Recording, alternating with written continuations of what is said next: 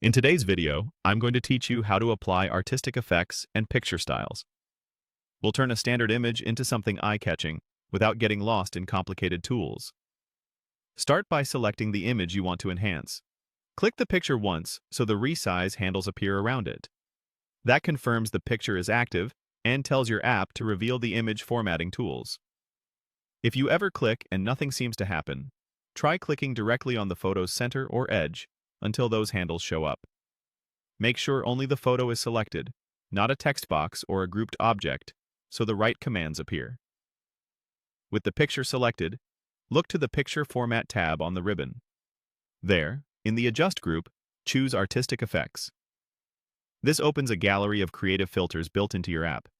If you don't see the Picture Format tab, it usually means the image isn't selected yet. Simply click the photo again and it will appear. Now, choose an effect. Hover over options like Blur, Pencil Sketch, Photocopy, Glow Edges, or Cutout to preview how they'll look on your image before you commit. This live preview is a great way to compare styles quickly. When you find the look you like, click to apply it. Give yourself a moment to evaluate the result at the size your audience will see it.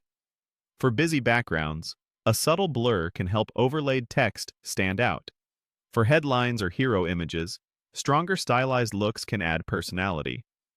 If you change your mind, use Undo to step back and try another option. There's no penalty for exploring. Right beside Artistic Effects, you'll also find the Picture Styles gallery. Picture styles add polished frames, shapes, shadows, and reflections that complement the effect you applied.